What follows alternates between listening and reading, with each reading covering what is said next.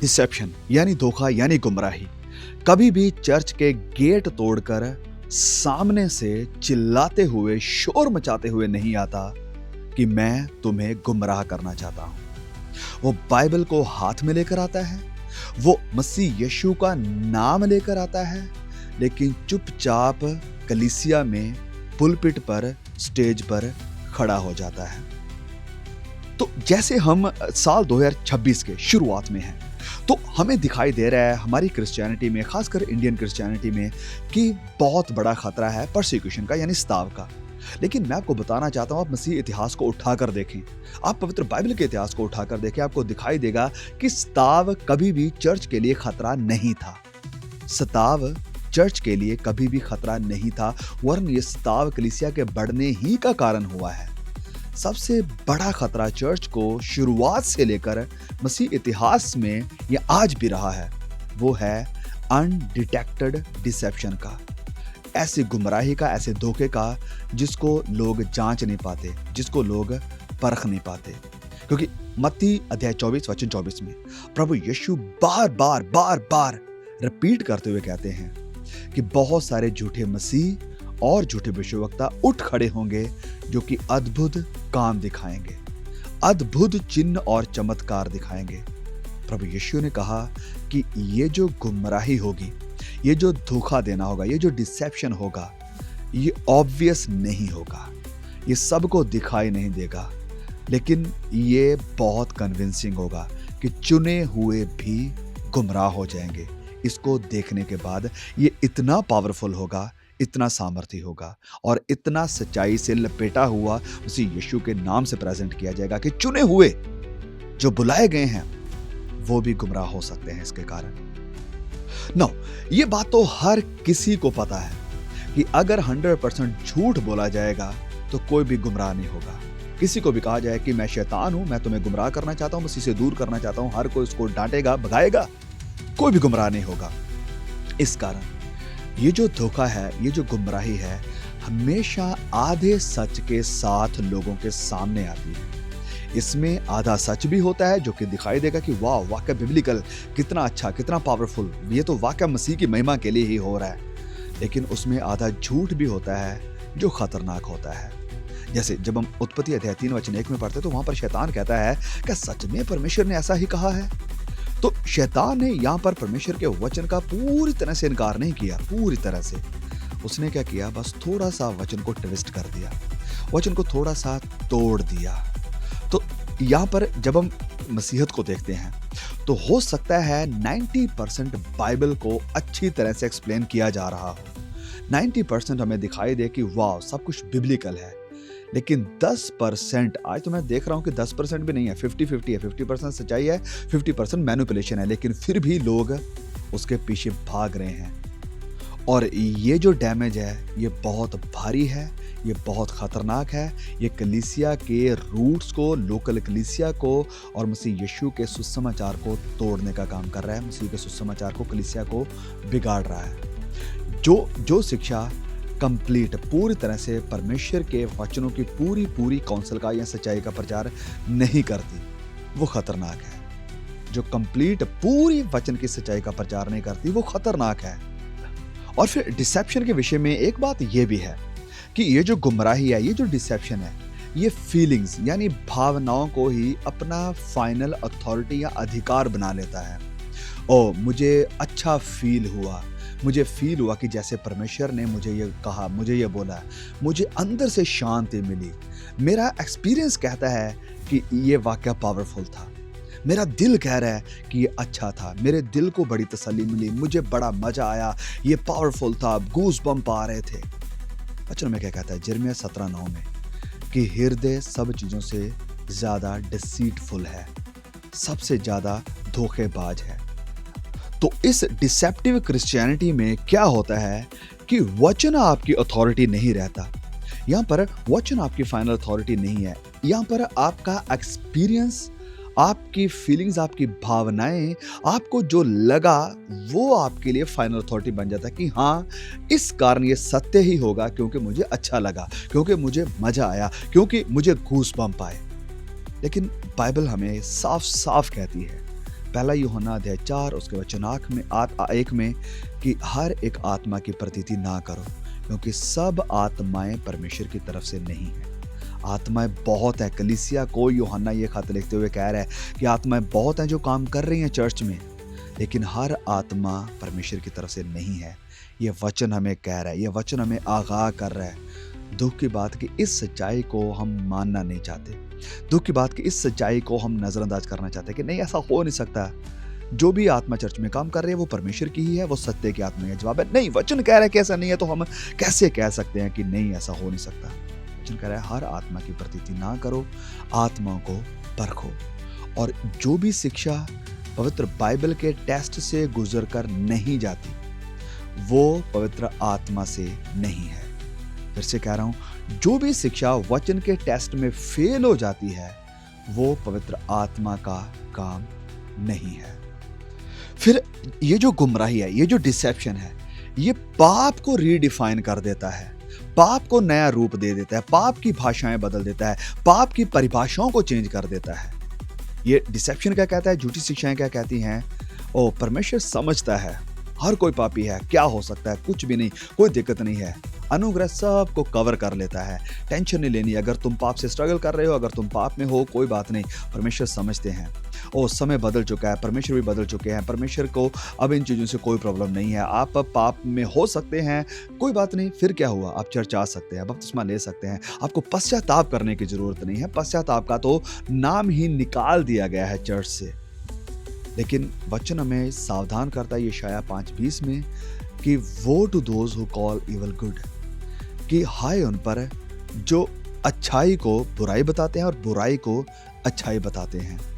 आज हुआ क्या है हमारी मॉडर्न क्रिश्चियनिटी में, बड़े बड़े चर्चेस में, बड़ी बड़ी सेवकाइयों में, कि जो पश्चाताप है उसको सॉफ्ट कर दिया गया है। पश्चाताप पर तो जोर ही नहीं होता, जीवन तब्दीली पर बात ही नहीं होती कि अपने आप को तब्दील करना है, मसीह के लिए खड़े होना है, पाप के साथ समझौता नहीं करना है। ये सब चीज़ें सॉफ्ट कर दी गई और पवित्रता ही इसको ऑप्शनल कर दिया गया, इसकी बात ही नहीं होती। देखो, अगर होना है पवित्र तो हो जाओ, ठीक है, नहीं है तो बस आप घोषणा करो, आप बातें करो, आप बड़ी बड़ी बातें कहो, बस हो जाएगा आपका काम। पर प्रभु यीशु आज भी कहते हैं, उसका वचन बदला नहीं है, सच्चाई बदली नहीं है। आज भी कहते हैं जा और आज के बाद पाप ना करना, आज के बाद पाप ना करना। अनुग्रह का मतलब परमिशन नहीं है, अनुग्रह का मतलब है पावर, अनुग्रह का मतलब है ताकत जो आपको बदलती है, जो पाप के ऊपर आपको जयवंत करती है, जो पाप से नफरत करना आपको सिखाती है और जो पाप से दूर भागना आपको सिखाती है। ये है अनुग्रह की ताकत।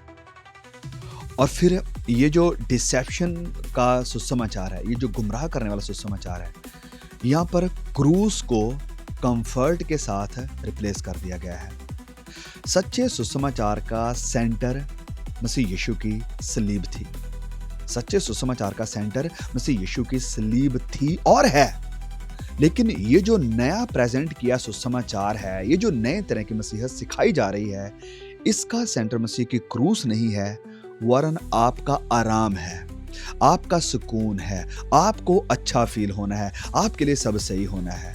लेकिन प्रभु यीशु कहते हैं लूका 9:23 में कि जो कोई मेरे पीछे आना चाहे वो अपने आप का इनकार करे, अपनी क्रूस को उठाए और मेरे पीछे हो ले, अपने आप का इनकार करे।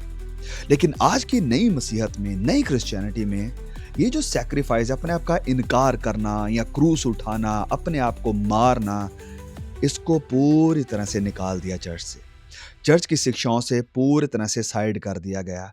इसे छोड़ो, ये नहीं चाहिए। सेल्फ डिनायल मिसिंग है, मसीह के लिए दुख उठाना मिसिंग है। आज कष्ट को या दुख उठाने को तो श्राप माना जाता है, आज श्राप माना जा रहा है। लेकिन बाइबल साफ साफ कहती है कि जो भी धर्मी जीवन जीना चाहेंगे वह सब सताए जाएंगे। जो भी धर्मी जीवन जीना चाहता है वह सब सताए जाएंगे। 2 तीमुथियुस अध्याय 3:12 में लिखा है। तो जो सुसमाचार या जो मसीहत सफरिंग के लिए रेडी नहीं कर रही, दुख उठाने के लिए तैयार नहीं कर रही, कलेशों का सामना करने के लिए कलीसिया को, विश्वासियों को तैयार नहीं कर रही, वो स्वर्ग के लिए भी तैयार नहीं है। वो कलीसिया मसीह के दूसरे आगमन के लिए भी तैयार नहीं है। वो कलीसिया उठाए जाने के लिए तैयार नहीं है, जिस कलीसिया को मसीह के कारण सताए जाने के लिए तैयार नहीं किया जा रहा है। फिर आज की इस मॉडर्न डिसेप्टिव क्रिश्चियनिटी में अकाउंटेबिलिटी को यानी जवाबदेही को हटा दिया गया, रिमूव कर दिया गया। लोग क्या कहते हैं, मुझे कोई लोकल पास्टर नहीं चाहिए, मुझे कोई लोकल चर्च नहीं चाहिए, मैं खुद बाइबल पढ़ लेता हूँ, मैं ऑनलाइन चर्च चला जाता हूँ, मैं एलसीडी में बस पास्टर को सुन के आ जाता हूँ, ये सब मेरा पर्सनल है, यहाँ पर मुझे पास्टर नहीं जानता मैं क्या कर रहा हूँ और यहाँ पर मैं नहीं जानता कि पास्टर पर्सनल में क्या कर रहा है। सब अलग अलग हो गया है, कलीसिया अपने घर में खुश है, पास्टर अपने घर में खुश है, कोई किसी को पूछने वाला नहीं, कोई किसी की जवाबदेही करने वाला नहीं, कोई किसी को कुछ कहने वाला नहीं। कारण क्या? क्योंकि ऐसी सिंगुलर क्रिश्चियनिटी बना दी गई है कि जहां पर सिर्फ आप एक बहुत बड़े चर्च में जाते हैं, वहां पर आप सब कुछ को करके घर आ जाते हैं, लेकिन आपका अगुआ नहीं जानता आपके बारे में, आप कौन से संघर्ष से होकर जा रहे हैं, आपका अगुआ नहीं जानता आपकी कमजोरियां क्या है, आपका अगुआ नहीं जानता कहां पर आप पाप में फिसल रहे हैं, आपका अगुआ नहीं जानता आप कौन से चैलेंजेस के थ्रू होकर जा रहे हैं। इस कारण वो आपको कभी पूछेगा भी नहीं। और बहुत सारे मसीह इस बात से खुश हैं कि शुक्र है पास्टरों से हमारा पीछा छूटा। कम से कम अब कोई हमें कॉल करके तो नहीं पूछेगा, हाँ भैया चर्च क्यों नहीं आए? हाँ भैया मैंने तुम्हें वहाँ देखा था, वहाँ क्या कर रहे थे? हाँ भैया तुम ऐसा क्यों चल रहे थे, वैसा क्यों चल रहे थे? एक सच्चा पासवान, सच्चा मसीह का सेवक, दास, चरवाहा कलीसिया की फिक्र करता है। जैसे एक अच्छे माँ बाप अपने बच्चे की फिक्र करते हैं कि बेटा इतनी देर हो गई घर क्यों नहीं आए, बेटा तुम वहाँ पर क्यों गए थे, बेटा तुम ऐसा क्यों कर रहे थे। इसी तरह से एक सच्चा चरवाहा अपनी कलीसिया की फिक्र करता है, उनसे पूछता है, उनसे बात करता है, उनकी जवाबदेही चाहता है। लेकिन आज की मसीहत को इस जवाबदेही से दूर कर दिया जा रहा है और कलीसिया ऐसा चाहती थी और उनको ऐसे चरवाहे मिल गए हैं जो उनके अकॉर्डिंग सब काम करने के लिए तैयार हैं। और मैं आपको बताना चाहता हूं कि आज एक आइसोलेटेड क्रिश्चियनिटी जो प्रमोट हो रही है, अकेलेपन वाली मसीहत है, ये बहुत खतरनाक है, ये डेंजरस है, ये बिब्लिकल नहीं है, ये बिब्लिकल नहीं है। बाइबल में क्या कहती है कि एक भेड़ जो अकेली हो जाती है वो सुरक्षित नहीं है। बाइबल में कहती है कि जवाबदेही में ही हमारी सुरक्षा है। जहां पर क्योंकि करेक्शन नहीं है, वहां गुमराही आसानी से बढ़ने लगती है। वहां पर विश्वासी अपनी मर्जी से जो चाहे करने लगता है। वहां पर उसको अपने आप से कोई भी ऐसा फील नहीं होता कि मैं कुछ गलत कर रहा हूँ, ऐसा ही कर रहा हूँ, बस मैं जैसा कर रहा हूँ ठीक ही कर रहा हूँ, कोई मुझे पूछने वाला नहीं है। फिर ये जो आज नए किस्म की डिसेप्टिव क्रिश्चियनिटी है, ये मसीह यीशु को अपना सेवियर, अपना उद्धारकर्ता तो रखना चाहती है, लेकिन उसे अपना प्रभु मानना नहीं चाहती। ये आज की मसीहत कहती है कि मसीह यीशु मेरा उद्धार करता है, मेरा सेवियर है, वो सब कुछ है, बड़ी पावर है उसमें। लेकिन ये मसीहत नहीं कहती कि मसीह यीशु मेरा मालिक है, मसीह यीशु मेरा प्रभु है, मसीह यीशु मेरा राजा है, जैसा वो चाहता है वैसा मैं करूंगा। ये मसीहत नहीं कहती कि उस राजा की इच्छा मेरी जिंदगी से पूरी हो। ये मसीहत सिखा रही है कि वो राजा मेरी इच्छा पर चले, जैसा मैं चाहता हूं वैसा करे। प्रभु यीशु कहते हैं लूका अध्याय 6:46 में, Why do you call me Lord, Lord and do not do the things which I say? कि तुम मुझे हे प्रभु क्यों कहते हो और वो नहीं करते जो मैं कहता हूं कि तुम करो। तुम मुझे प्रभु प्रभु कह रहे हो, बड़ा कुछ कह रहे हो, लेकिन तुम वो मेरी बात को मान ही नहीं रहे हो। मैं तुम्हारे लिए तुम्हारा प्रभु है ही नहीं, तुम्हारा राजा है ही नहीं। ऐसी मसीहत को आज पैदा किया जा रहा है। जो सच्चा विश्वास है, जो जेन्युइन विश्वास है, उसमें हमें ओबीडियंस यानी आज्ञाकारिता दिखाई देती है। उसमें हमें मसीह के प्रति यानी राजा के प्रति यानी हमारे प्रभु के प्रति अधीनता दिखाई देती है, सबमिशन दिखाई देता है। फिर इस नई डिसेप्टिव क्रिश्चियनिटी में डिसर्नमेंट को यानी जांचने को, परखने को जजिंग कहकर शट कर दिया जाता है, चुप करा दिया जाता है कि ये दोष लगा रहे हैं, न्याय कर रहे हैं। कहा क्या जाता है, तुम दोष ना लगाओ, तुम न्याय ना करो, तुम्हें प्यार करने वाला बनना चाहिए। और यूनिटी सबसे ज्यादा मैटर करती है, एकता मायने ज्यादा रखती है, सच्चाई नहीं। लेकिन प्रभु यीशु कहते हैं यूहन्ना 7:24 में, जज विद राइचियस जजमेंट, कि धार्मिकता से न्याय करो। जो बिब्लिकल डिसर्नमेंट है, बिब्लिकली जांचना है, बिब्लिकली चीजों को परखना है, ये नफरत नहीं है। बिब्लिकली चीजों को परखना प्रोटेक्शन है, सुरक्षा है, इसमें सच्चाई पर खड़े रहना है।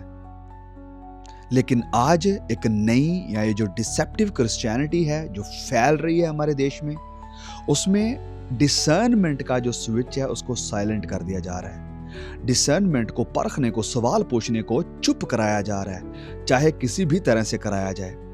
सवाल पूछने को सप्रेस किया जाता है कि नहीं, तुम सवाल नहीं पूछ सकते, तुम प्रभु के अभिषिक्त पर सवाल नहीं कर सकते। और वही चर्च जो ऐसा करता है सबसे ज्यादा वल्नरेबल है, वही सबसे बड़ी गुमराही का शिकार है, सबसे बड़ा वो खतरा है।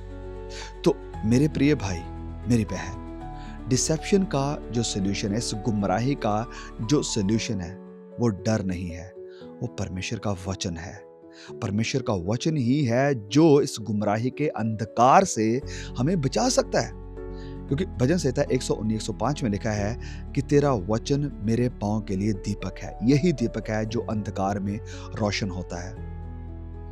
तो आज एक सच्चा या असल या जेन्युइन मसीह वो नहीं है जो सबसे ज्यादा चिल्ला रहा है, सबसे ज्यादा शोर मचा रहा है। सबसे ज्यादा जेन्युइन मसीह वो है जो बाइबल में जड़ों को पकड़ कर बैठा है, जिसकी जड़ें परमेश्वर का वचन है, जिसकी जड़ें परमेश्वर की सच्चाई है, वचन की सच्चाई है, मसीह यीशु की सच्चाई है, और जो अधीन होने को, सबमिट होने को तैयार है और हर आत्मा को परखने के लिए तैयार है। अगर आप चर्च जाते हैं लेकिन बाइबल नहीं खोलते, आप खतरे में हैं। मैं फिर से कह रहा हूं, अगर आप चर्च जा रहे हैं लेकिन बाइबल को नहीं खोल रहे, आप खतरे में हैं। अगर आप प्रचार को सुनते हैं लेकिन वचनों से उस प्रचार को चेक नहीं करते, आप खतरे में हैं। अगर आप चर्च जा रहे हैं और आपके पास्टर की, आपके फेवरेट अपोस्टल की, भविष्यवक्ता की हर बात को आंखें मूंद कर आप स्वीकार कर रहे हो, आपसे बड़े ज्यादा खतरे में और कोई है नहीं। वचन क्या कहता है एक्स चैप्टर 17 वर्स 11 में कि सर्च द स्क्रिप्चर्स डेली, कि वो जो लोग थे वो दिन प्रतिदिन हर दिन वचन को देखते थे, वचन से जांचते थे, वचन से फरोलते थे। मेरे प्रिय भाई, मेरी बहन, वचन से जुड़े रहो, अपने आप को नम्र रखो, और सबसे जरूरी बात, होशियार रहो, सावधान रहो, अलर्ट रहो।